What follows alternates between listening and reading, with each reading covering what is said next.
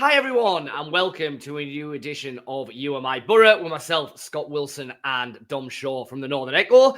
Hope you're well. We'll obviously have a chat about all things Hillsborough, look at how Boro did there. We'll talk about some of the things that have come out of that game, and then obviously we'll have a talk ahead of Wrexham at the weekend.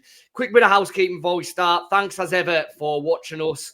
If you can, get along to the Northern Echo website, have a look at what we're doing, subscribe to read all of our Boro content. That will be great.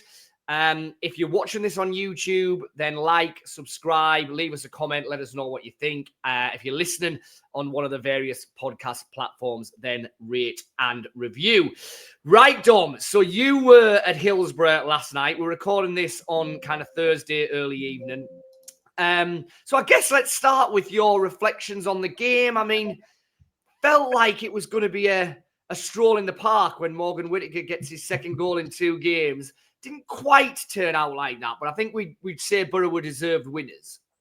Yeah, it was I mean, we'll get to Ipswich after, because I know we're a week on, but I think that's worth talking about as well. And we haven't. This is our first pod since the Ipswich game, and I think it's worth comparing the two, because while the Ipswich game, I think you were at Ipswich, but I was watching in a boozer in Brighton. And by the way, on the way to Brighton, we haven't had any service station chat in a while. I stopped at Cobham services. Well, on the M25. God.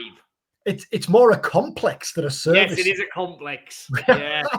Blew my mind when I walked in there. In fact, we have made an effort with the YouTube shorts over the last couple of months, haven't we?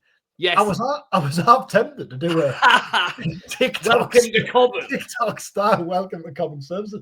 Anyway, I watched the Ipswich game in a boozer in Brighton, and I thought Boro were class in that game. It was a brilliant game. And when they scored early on against Sheffield, you think, here we go. And then Whittaker has another chance. Conway has a chance. Lumley absolutely wipes out Conway, and you think they're going to get a penalty, and they didn't. And then it all got pretty scrappy and nervy, and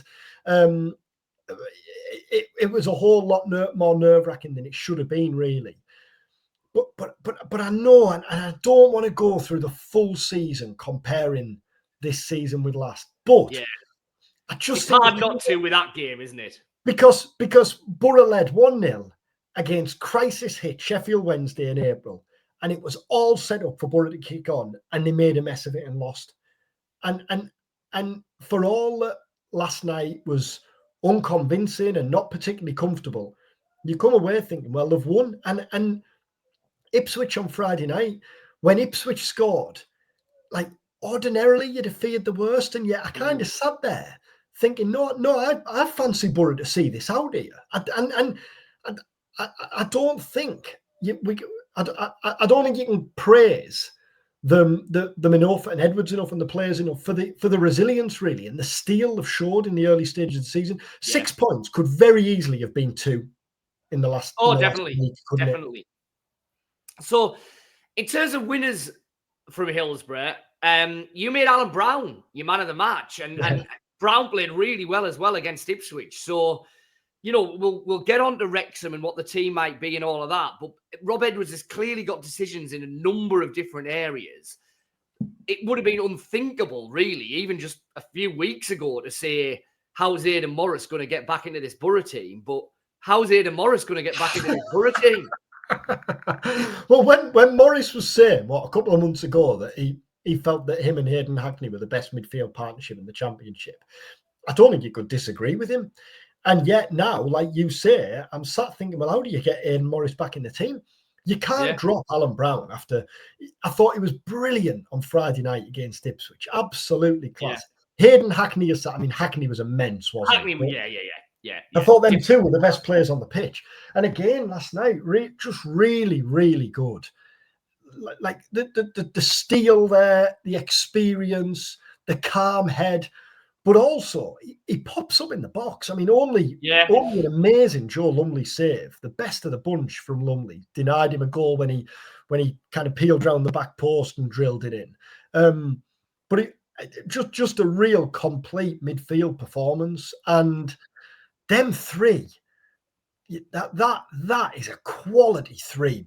But those two players, isn't it? And I don't think you can get Morris back in the team at the minute. I think, he will get back in because Edwards will make the most of his squad, as he has done with, say, the forward players, hasn't he? And injuries will happen, suspensions might happen, the horses for courses. Edwards might decide that a certain midfield is better suited to a certain game. But I think it's got to be Hackney and Brown again for Wrexham at the weekend. Credit to Brown, because when he came in, he said, I know that the midfield two are top class here, but I back myself to take my chance when I get it. Well, he's done exactly that, hasn't he?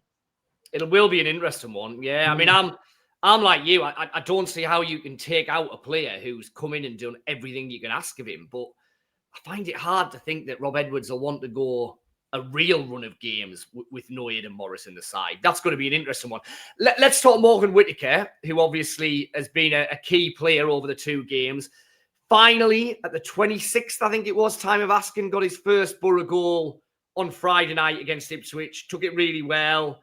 You could clearly see what it meant to him. You could clearly see what it meant to all of his teammates. Thought he then gave a really, really good interview after the game, first to Mark Drury on tees and then to us written press lads. Thought that was really, a lot of clearly very emotional, very heartfelt stuff in there. We obviously then asked Rob Edwards kind of more about it pre-game at Sheffield.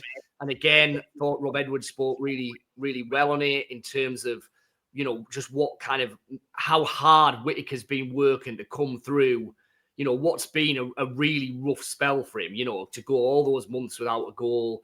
Then obviously the bit of grief he got at Preston, et cetera, et cetera. And then obviously he goes and scores again at Hillsborough. I mean, it feels like in the Morgan Whittaker story, this has been a really crucial week, doesn't it?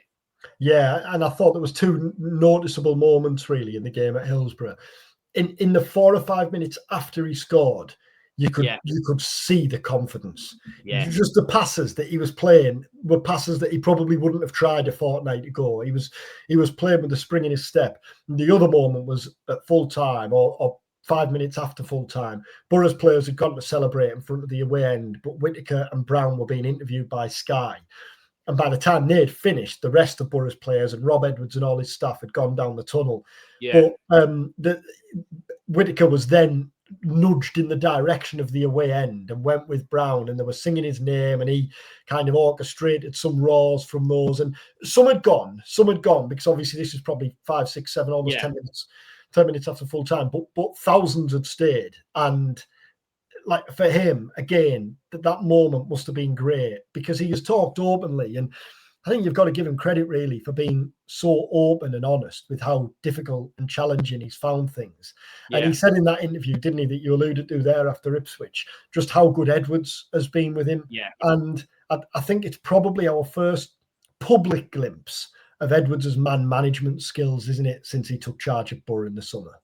Yeah, absolutely. And, I think we said in a previous video at the time that it felt like that the way Edwards came out and so publicly backed him would clearly bring the two of them closer together and elevate Edwards' standing amongst the rest of the squad as well. And it certainly seems like that's what's happened. I mean, in terms of just Whittaker as a player, I mean, we know the levels he was hitting and the numbers he was producing in terms of goals and assists in, let's be honest, a bang average Plymouth side before he came to Boro. So, I mean, if Boro can get an extra 10, 15, 20% out of Morgan Whittaker, then there's clearly a real player there. Yeah, undoubtedly. And I think, it's worth talking about the attack, isn't it? Because after last night, you come away thinking, well, a lack of cutting edge, really, a lack of ruthlessness in front of goal has made life nervy for Boro when it should have been a comfortable night. And the feeling going into the international break was that Boro's attack hasn't clicked. You need to get more from the attack. Yeah. I agree with that. I think Edwards would absolutely agree with that. Tommy Conway hasn't scored in 7, I think it is now. I don't think we've seen the best of Strelic yet. I thought Strelic actually looked. I thought he was good against Ipswich, but I thought he was very good against Ipswich. I thought he looked yard off it. Yeah, yard off it at Sheffield. And yet, I think only take Coventry out the equation because they're in a league of their own when it comes to goal scoring at the minute. 31 goals.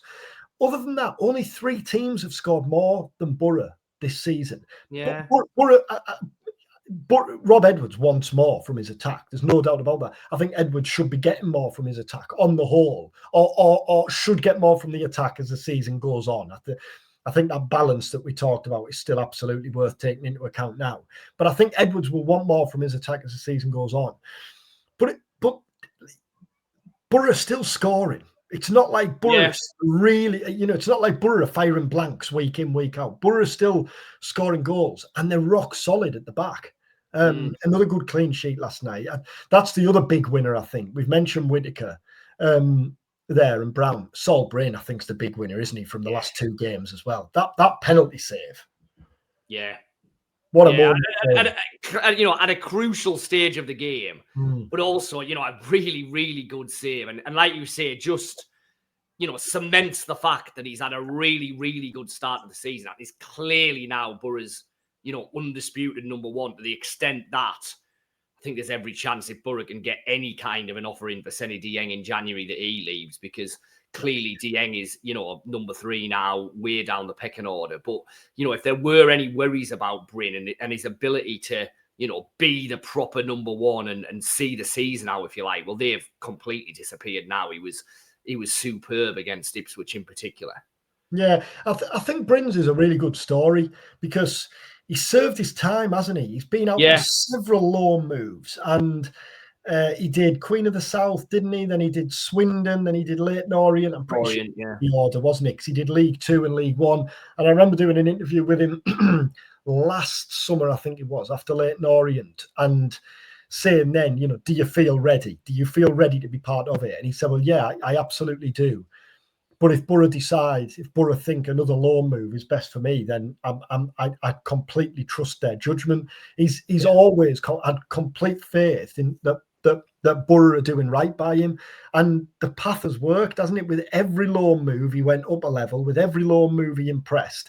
Last season was his first season in and around the first team. Then he breaks in. Then he gets the injury against Sheffield Wednesday, and when Mark Travers is playing well in the second half of the season, there must have been moments, even if he doesn't say it, there must have been moments where Brynn wonders, is that my window? Have I missed my chance? Well, in the summer, Boro were offered several goalkeepers, but they said on and off the record, didn't they? What we don't want to do is stand in the way of Saul Brynn. We have real high hopes for him. This is his time now. Well, he's shown that was the right decision so far. Best defence in the Championship. He's the last line of the best defence in the Championship. I think he's had a really, really assured start to the season.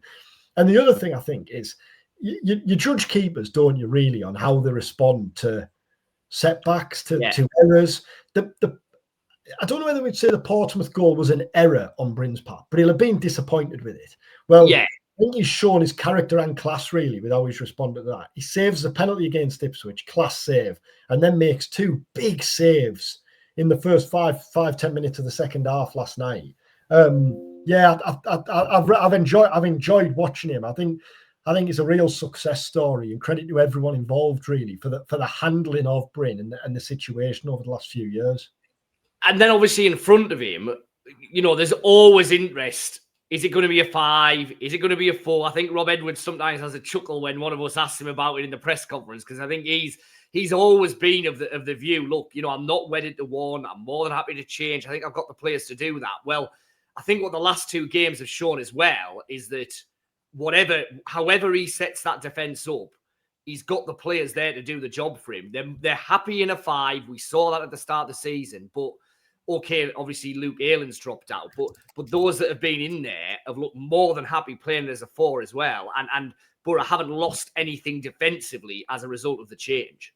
No, absolutely not. Fry's had a really good start to the season, hasn't he? I mean, Dale's out of contract at the end of this season, and Edwards was asked about contracts in the press conference you were at on Monday. He was, yeah.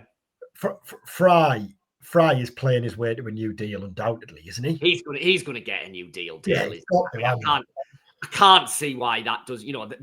There's players there. I mean, Darragh Lenihan, obviously, the whole injury record, will clearly make Boro have to think about whether there's a new contract to be offered there. You would suggest probably not.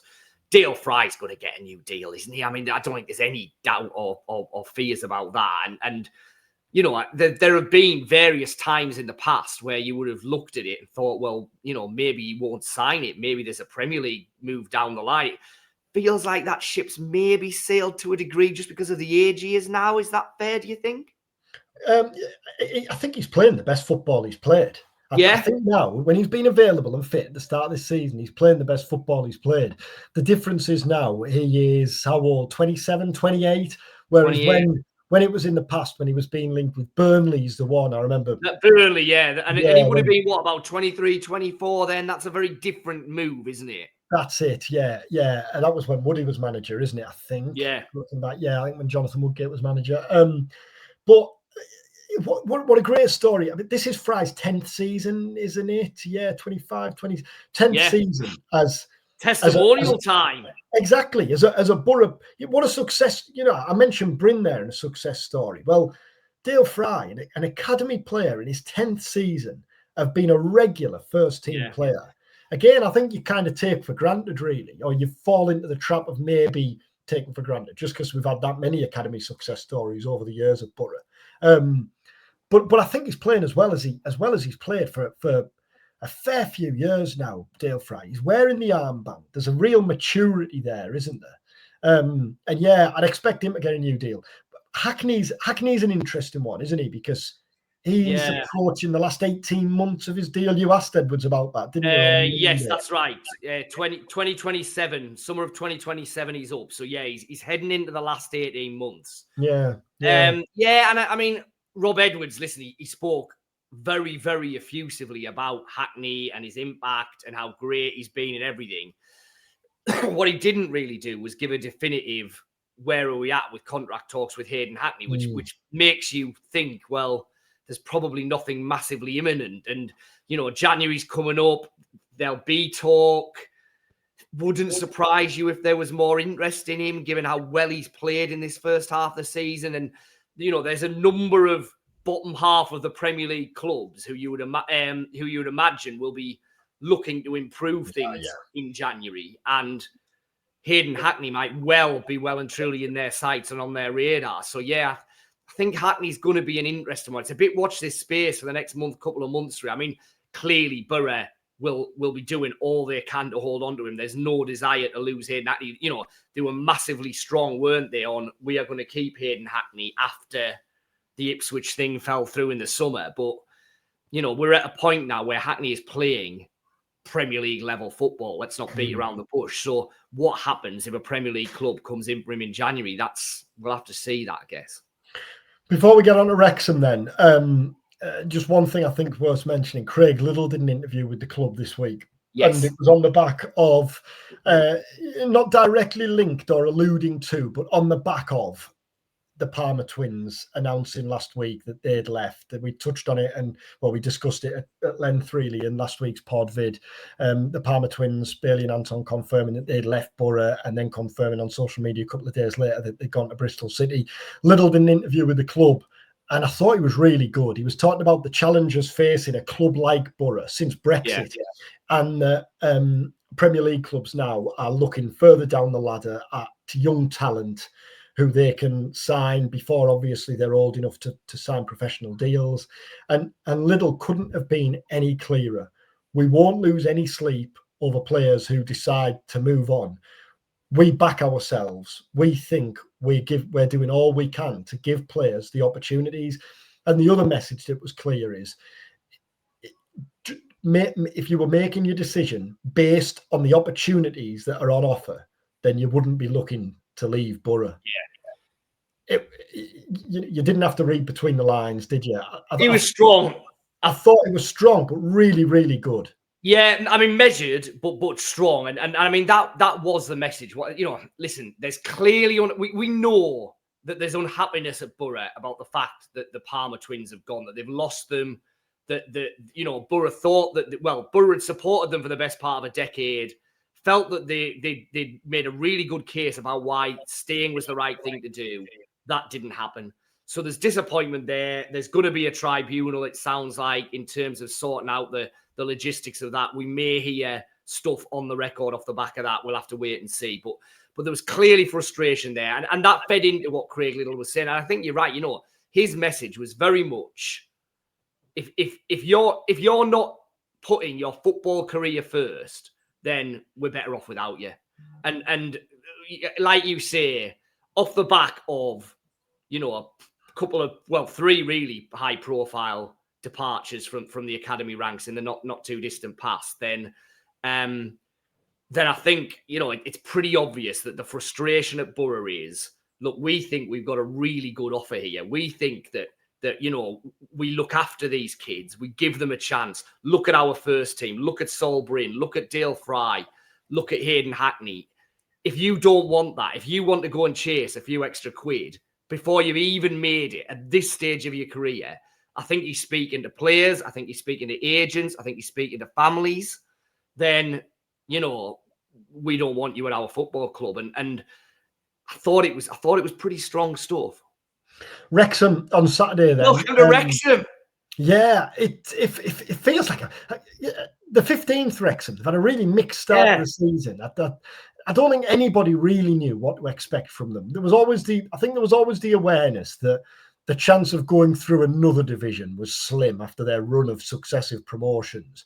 But I probably expected a bit more from them in the early weeks of the season. Maybe that's harsh, but they beat Oxford on Wednesday night, which felt significant. Yeah. Feels like an opportunity for Boro, though, doesn't it? It feels like an opportunity for Boro to cap off a pretty perfect week.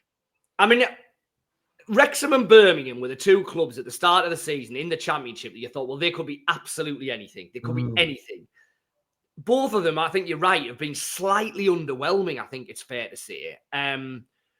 What I would say with Wrexham is they've got, on paper, they've got some really good attacking threats, haven't they? I mean, I'm just looking now. Nathan Broadhead scored, obviously, didn't he? Kiefer Moore started. Josh Windass came off the bench. Ryan Hardy's in the squad there. I mean, you've got some real firepower there. It's very championship, that, isn't it? It is. It's like that's exactly what it is. But it feels like in not in the same way that Rob Edwards is working out what to do with his Boro front line, but it feels a bit like Phil Parkinson's doing that at Wrexham, because Broadhead's only really just come back into the team. Moore's been in and out. Windass had a run. Hardy had a run. It feels like he hasn't really worked out how to get the best out of what he's got at his disposal attack-wise. So I think that's one thing. Callum Doyle was obviously sent off, wasn't he? So he'll be suspended. That's a loss for them, because both at Sunderland and Coventry, I've always thought he's looked a really good player, and he's generally played well against Boro as well. So he will be a loss for them. But it's a massive chance for Boro, because, like you say, yes, Wrexham have the Hollywood glitz and they've got some threats, particularly at the top end of the pitch, but they haven't been playing particularly well this season. At the minute, they don't look like a side that's really going to be up there challenging for promotion. So Boro at home, off the back of a really good week, it's a massive chance to keep up the pressure on Coventry. And for all we've been saying all the way through, that doesn't look like a team who's going to run away with it. Well, the way that Coventry have been playing in the last month or so, you wouldn't want to give them too much rope, would you? Whether Ryan Reynolds goes for one in the pig iron before the game or after. That's an interesting. He'll be in blue. He'll be in blue. He'll be in blue without a shadow of a doubt. That's where he'll be. That'll be him after the game, won't it? Up on the stage doing a bit of cabaret. 2-0 Boro. 2-1 Boro. Yeah, I fancy a home win. I think they'll win 2-1, with it being more comfortable than 2-1 suggests. If that makes any kind of sense. Either would do nicely. Well, thanks for watching. Thanks for listening. Thanks for joining us. Do get in touch, as we say, if there's something you want us to discuss in particular. Just jump in the comments and let us know there. If you haven't yet, I'm sure you have done, but if you haven't, just tap subscribe below as well, because we appreciate that. And we'll be back next week with our next episode of You Are My Boro. Take care.